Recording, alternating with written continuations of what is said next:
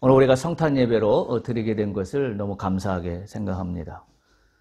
참 어려운 시국이고 또 코로나로 말미암아서 모이는 것도 녹록치 않고 또 예배 드리는 것도 그야말로 눈치를 보게 되는 어려운 시간들에 우리가 살고 있는데, 그럼에도 불구하고 오늘 성탄 예배를 드릴 수 있게 되어서 감사한 마음을, 또 하나님께 영광을 먼저 올려드립니다. 오늘 함께 나눌 말씀의 제목은 제가 미러클 크리스마스라고 이렇게 정했습니다. 그래서 저 부제목으로 성탄의 기적 4가지를, 왜 기적인가? 성탄이 왜 기적인가? 크리스마스가 왜 기적이라고 이야기할 수 있는가? 라는 거에 대해서 4가지로 말씀을 드리고자 합니다. 이 민수기 말씀을 우리가 지금 계속 나누고 있는데, 오늘 성탄의 의미를 생각해 볼 때 오늘 민수기 14장의 말씀과 전혀 무관하지 않다는 것을 발견합니다.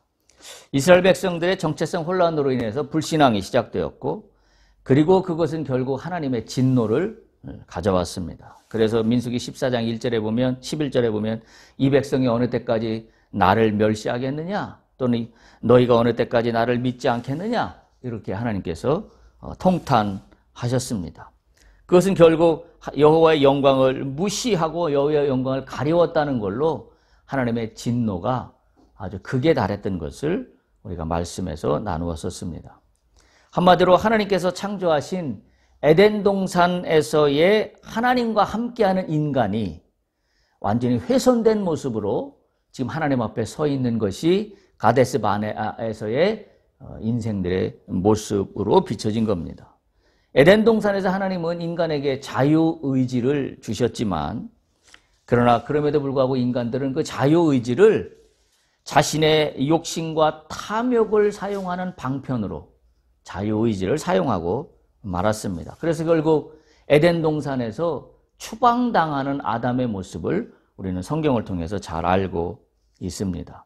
결국 에덴 동산도 어떤 문제냐면, 하나님의 영광 가운데 살아가야 되는데 하나님의 영광을 인간의 욕심과 탐욕으로 말미암아 하나님의 영광을 훼손하고 가리웠다는 사실이 결국은 아담이 에덴 동산으로부터 추방되는 그런 사건으로 연결이 된 겁니다.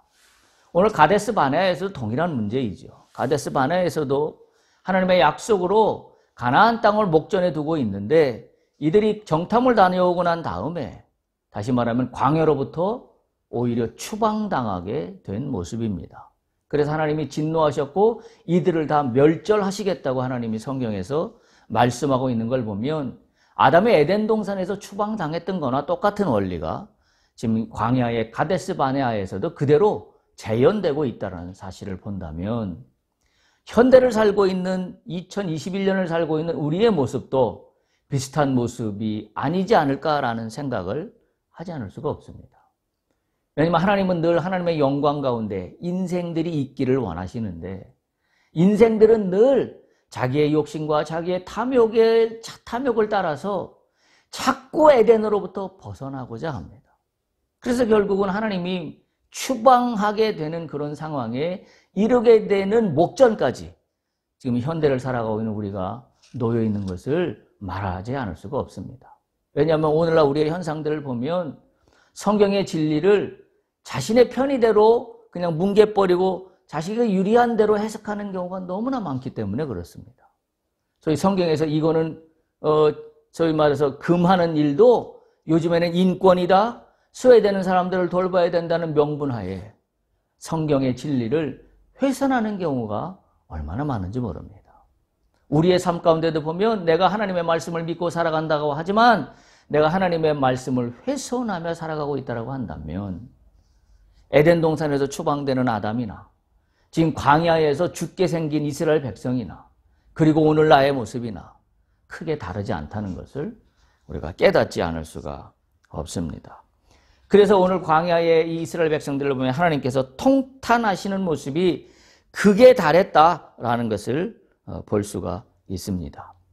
그래서 하나님께서 이 극에 달한 이 모습 속에 모세가 중보기도를 드리게 된 거지요. 그게 본문 지금 14장 18절에서 20절 우리가 봤던 본문에 있습니다. 지난번에 나눴던 것처럼 모세는 여호와가 어떤 분이신가를 정확히 알고 고백하고 있습니다. 여호와는 노하기를 더디하시고 인자가 광대하신 하나님이시다. 결국 그건 뭐라 그러냐면 한마디로 하나님의 헤세드라고 말씀을 드렸습니다. 하나님이 베풀어 주시는 자비, 인자, 은혜. 근데 헤세드는 뭐하고 동전의 앞뒤면이 있어야 헤세드가 된다고 말씀드렸냐면 하나님의 자비와 인자는 거꾸로 얘기하면 우리의 믿음과 하나님에 대한 전적인 신뢰가 같이 맞닥뜨려져야 하나님의 헤세드가 우리 가운데 나타난다는 겁니다. 오늘 광야에 있는 이스라엘 백성들의 문제는 거기에서 지금 하나님의 헤세드가 반쪽짜리가 돼버리고 말았습니다. 하나님은 인자와 자비와 은혜로 먹을 걸 제공하시고 광야 가운데 길을 보호하시고 인도하시며 가나안으로 가고 있는데도 불구하고 이스라엘 백성들은 믿음으로 또 하나님을 완전히 신뢰하는 신뢰로 화답하지 못하고 이들은 자기의 뜻을 따라서 지금 가나안 정탐 결과를 보고하고 있는 것을 보면 하나님의 헤세드가 허공 가운데 떠들고 있는 것이 아닌가 그런 생각이 듭니다. 하나님의 헤세드는 우리를 향해서 내려오고 있는데 우리가 그것을 거부하고 있다라고 하면 이 헤세드는 우리에게 미치지 못합니다. 하나님의 헤세드가 우리 가운데 내려온다라고 한다면 우리는 믿음으로 화답해야 합니다. 하나님을 전적으로 신뢰함으로 화답해야 합니다. 그래야 하나님이 나에게 베푸시는 헤세드가 나의 헤세드가 될 수 있다는 사실을 우리가 분명히 기억해야만 합니다. 오늘 모세가 중보기도를 한 가운데 20절 하나님께서 드디어 응답하십니다. 여호와께서 이르시되 내가 내 말대로 사노라. 아멘입니다. 얼마나 위로가 되는 말씀인지 알 수가 없어요. 우리는 하나님의 헤세드를 거부하며 살았지만 하나님은 그럼에도 불구하고 모세의 중보기도를 들으신 하나님, 내가 네 말대로 사노라. 아멘입니다. 오늘 우리에게 오신 예수가 누구십니까? 예수를 우리는 누구라고 말합니까? 나의 중보자 되시는 예수님이라고 이야기합니다. 따라서 오늘 예수님은 그렇게 하나님께 기도하고 계신 줄로 믿습니다. 아버지 하나님, 아무개가 죄 가운데 있지만 그럼에도 불구하고 주님, 노하기를 더디하시고 인자가 광대하신 하나님 아버지시여, 오늘 아무개 아들, 딸들 여러 가지 죄악 가운데 있지만 헷세대의 하나님의 이름을 의지하여 다시 한번 기도하오니 주여 아무개를 용서하여 주시옵소서. 생명을 허락하여 주시옵소서. 아마 예수님이 그렇게 기도하고 계실 겁니다. 얼마나 이 한 구절이 저에게 이 말씀을 준비하면서 위로가 되었는지 알 수가 없습니다. 여호와께서 이르시되 내가 네 말대로 사하노라.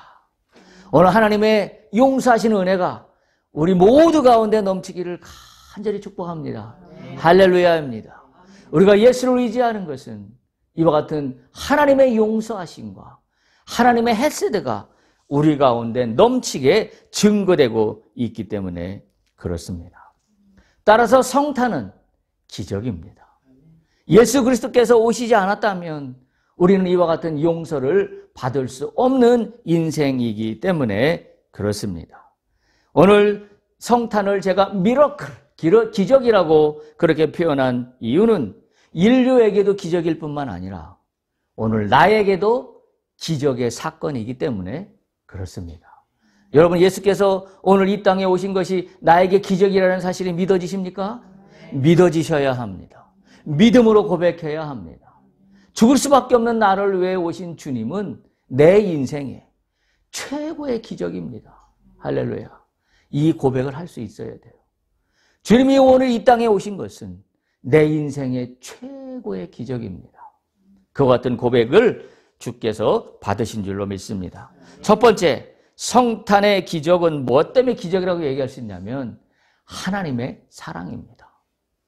하나님의 사랑입니다. 우리가 읽었던 요한복음 3장 16절 우리가 너무나 잘 아는 말씀입니다. 뭐라고 시작하고 있냐면 하나님이 세상을 이처럼 사랑하사 독생자를 주셨으니. 하나님의 사랑이 이 땅 가운데 내려온 겁니다. 그래서 기적이에요. 여러분, 어떻게 신의 사랑이 이 땅 가운데 나에게까지 미칠 수 있습니까? 여러분 그리스 로마 신화를 보면 신들은 그런 신들이 아닙니다. 우리가 전설 속에 이야기하고 있는 신들은 인간을 그렇게 사랑하는 신들이 아닙니다. 자신들의 이익과 목적을 위해서 인간을 이용해 먹으면 이용해 먹는 신들이지 자신들을 희생하는 신들이 아닙니다. 우리가 크리스마스가 기적이라고 하는 대표적인 이유의 첫 번째는 하나님의 사랑이 이 땅 가운데 내려오셨기 때문에 그것을 기적이라고 이야기하지 않을 수가 없습니다. 근데 여기 보면 성경이 뭐라고 하고 있냐면 하나님이 세상을 사랑하사라고 했는데 세상을 사랑하사라고 했는데 뭐라고 했냐면 이처럼 사랑하사. 강조 문구입니다. 하나님이 그냥 세상을 사랑한 게 아니라 이처럼 사랑하사. 여러분 공동 번역에 보면 이걸 뭐라고 번역했냐면 하나님이 세상을 이처럼 사랑하사를 뭐라고 번역했냐면 하나님이 세상을 극진히 사랑하셔서 이렇게 공동 번역에 번역해 놓고 있어요.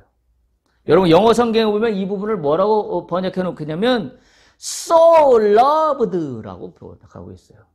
so loved. 감탄입니다. 아주 극진한 그와 같은 표현입니다. so loved the world라고 표현하고 있어요.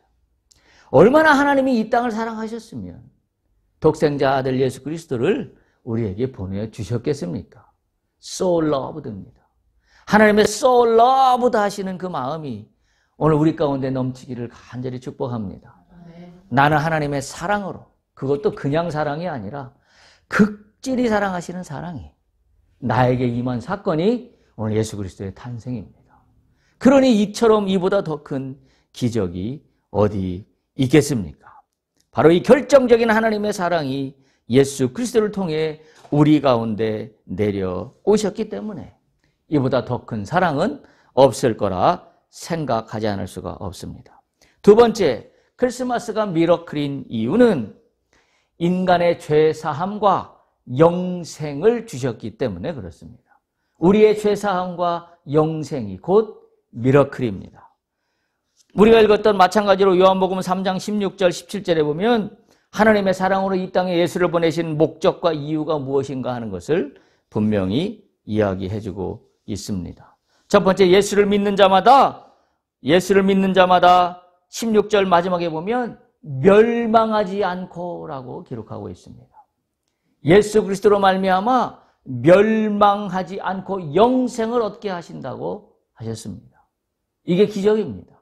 하나님이 우리에게 멸망치 않게 하셨습니다. 그러면서 17절에 보면 이렇게 말씀을 이어가십니다. 하나님이 그 아들을 세상에 보내신 것은 세상을 심판하려 하신 것이 아니라 어떻게 하려 합니다? 세상이 구원을 받게 하려 합니다. 우리를 구원하시려고. 우리를 심판의 자녀로 남겨두시지 아니하시고 우리를 구원하시려고 예수 그리스도를 이 땅에 보내셔서 우리의 죄를 사하여 주시고 우리에게 영생을 허락해 주셨다는 사실이 기적이 아닐 수가 없습니다.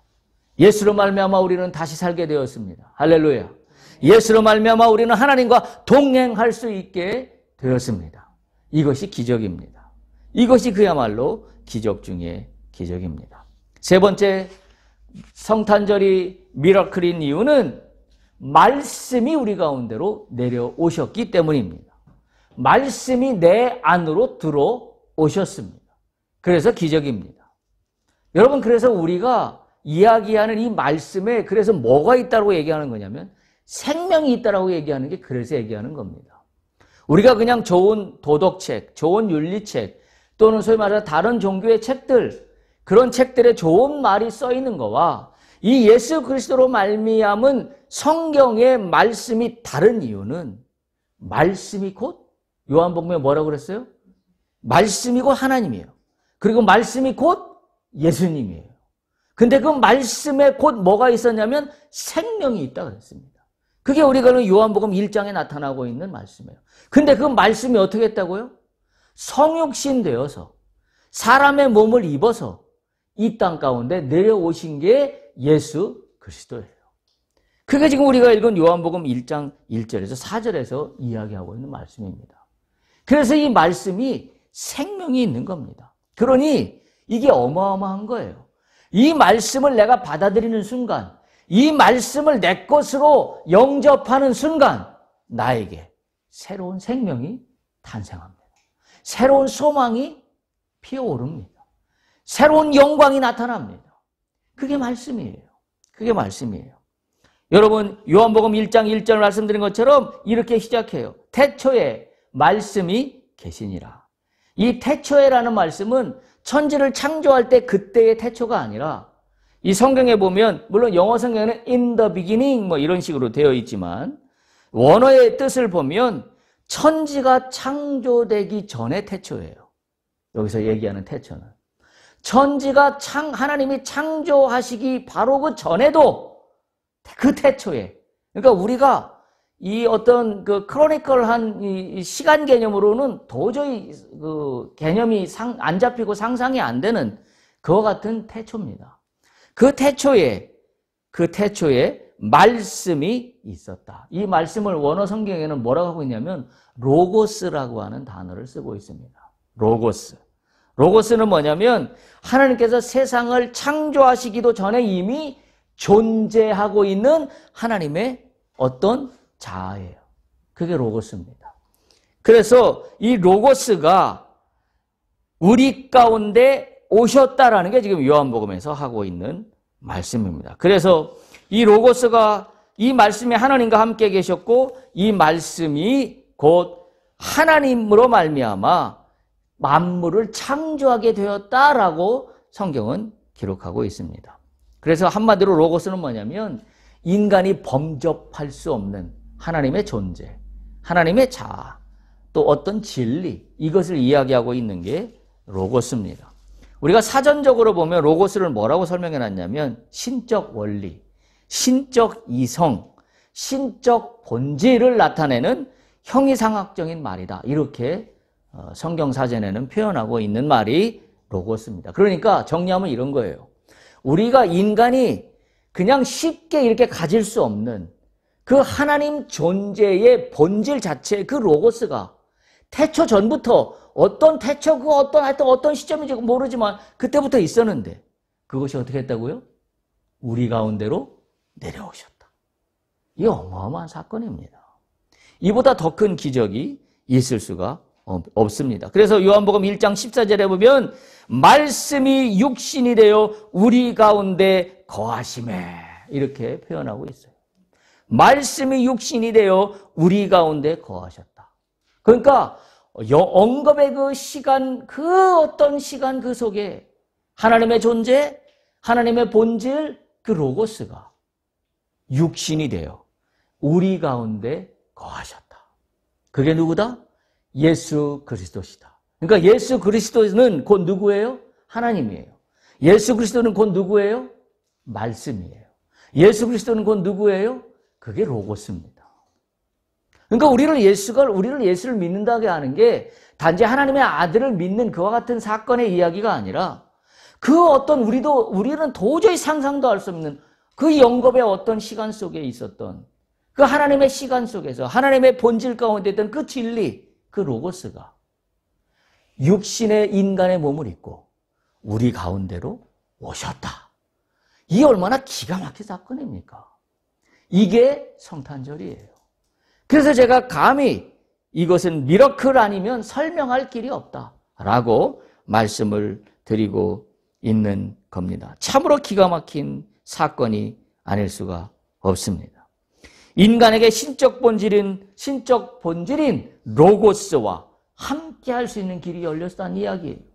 우리에게 신적 본질인 하나님의 진리가 내가 함께 할 수 있는 길이 열렸다고 하는 것이 바로 이 크리스마스의 의미이고 예수 그리스도의 탄생의 사건이라는 사실을 우리가 감히 말씀드리지 않을 수가 없습니다. 그래서 이 들어오신 예수님은 요한복음 1장 4절에 보면 그 안에 생명이 있었으니 이 생명은 사람들의 빛이다. 이렇게 말씀하고 있는 겁니다. 그러니까 이렇게 풀이할 수 있어요. 태초에 그 언제인지 모르지만 하나님의 말씀 로고스가 있었는데 그 로고스가 세상 만물을 모두 하나님과 함께 창조하셨고 그리고 그 로고스 말씀에 생명이 있었는데 그 생명이 성육신하여서 예수 그리스도의 몸을 입고 우리 가운데로 오셨다. 이게 성탄절입니다. 그러니까 예수 그리스도의 탄생에 이 어떤 중보의 다리가 없었다라고 한다면 우리는 하나님의 말씀 가운데 우리가 들어갈 수 없었다라는 겁니다. 그것이 그래서 크리스마스의 기적이다라고 이야기할 수밖에 없습니다.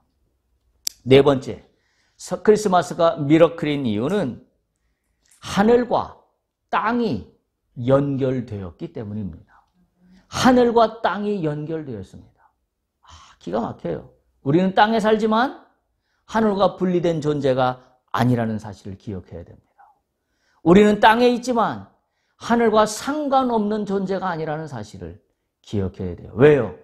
이미 말씀드린 것처럼 태초에 그 언젠가 있던 로고스가 생명이 있었는데 그 생명이 성육신하여 예수 그리스도의 몸을 입어 이 땅 가운데 오셔서 그 말씀을 영접하는 자마다 우리 가운데 들어왔기 때문에 우리는 이 땅에 살지만 하늘과 연결되어 있는 겁니다. 이 기가 막힌 사실이에요. 우리가 읽은 누가복음 2장 14절은 이걸 이렇게 표현하고 있습니다.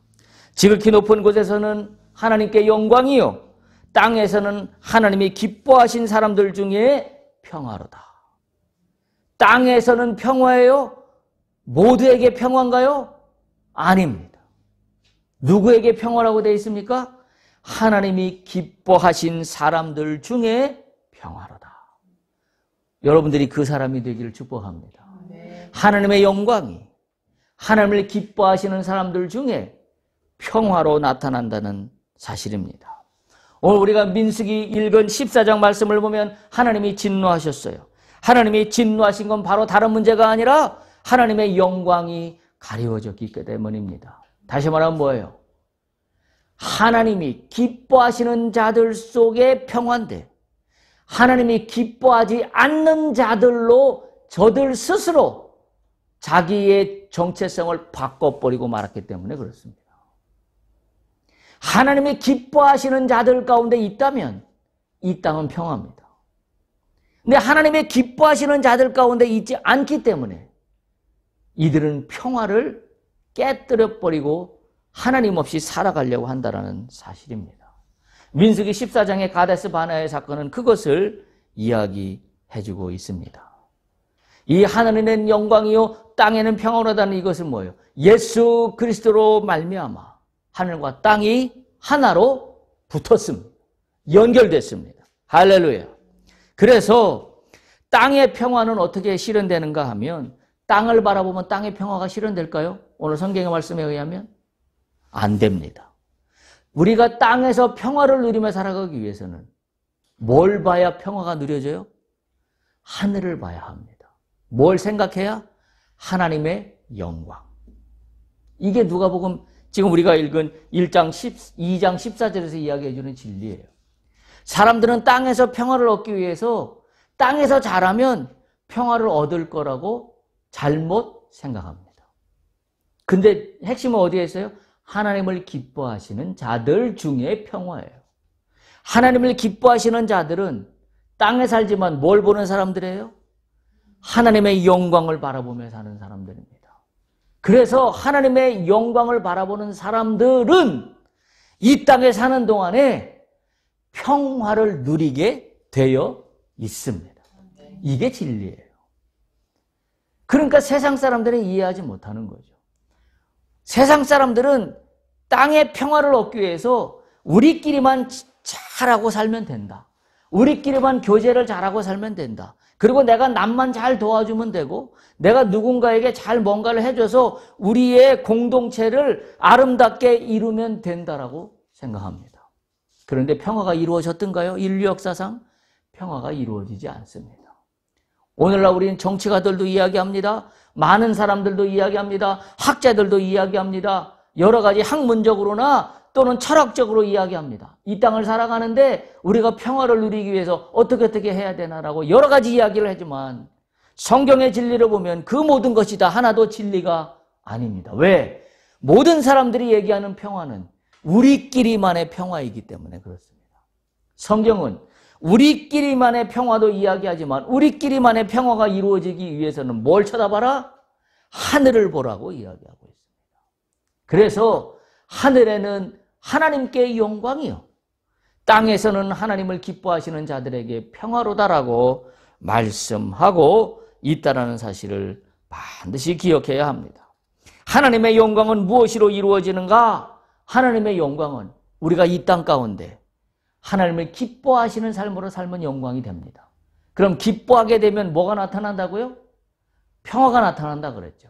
그래서 하나님이 영광을 받으시는 건 어떤 삶이냐면 내가 하나님을 기뻐하는 자가 됨으로 말미암아 그거로 말미암아 이 땅 가운데 내 이웃과 내 가족과 내 형제 자매와 평화 가운데 살아가는 것이, 그게 곧 뭐라고요? 하나님께 영광입니다.